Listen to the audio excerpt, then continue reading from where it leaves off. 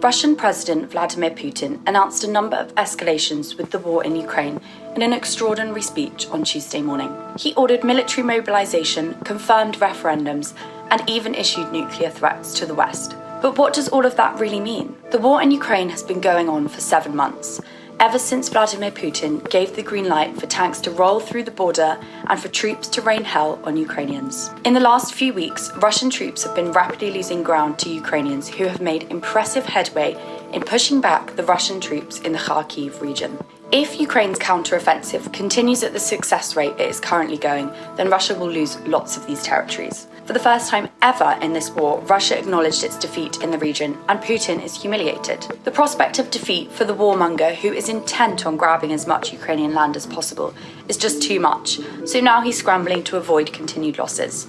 Putin is also really angry at countries in the West. He claims they are plotting to destroy his country, and even went as far as accusing the United States, the European Union, and Britain of encouraging Ukraine to push military operations into Russia itself. The Kremlin leader said he has lots of weapons to reply to so-called Western threats, so now people are worried he could drop an atomic bomb on Ukraine or even a NATO ally.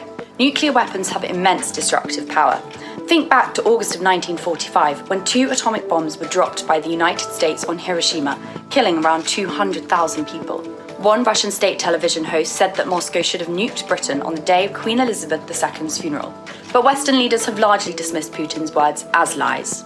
Putin is likely to justify nuclear attacks by creating a fiction that Russian territories are being bombed. The Kremlin is rushing to declare more areas of Ukraine as their own in self-declared referendums, which are illegal under Ukrainian and international law. Sham votes are expected this week, and if territory is annexed, then when they are attacked, Putin can claim that Russia is under attack. This will give him the impetus to go nuclear in defense of the newly Russia-aligned breakaway areas. And Putin has also had trouble replenishing his ranks on the battlefield, so he has called for a partial mobilization.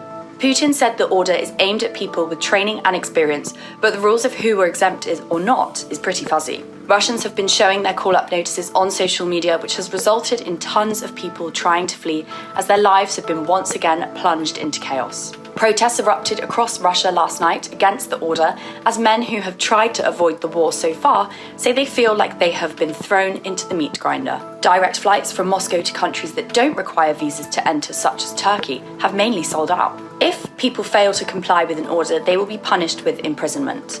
Putin hopes all of this will make the United States and its allies reconsider their military support for Ukraine in order to avoid World War III. But the US government seems committed to Ukraine, and Britain's Prime Minister Liz Truss has vowed that desperate Vladimir Putin will be defeated.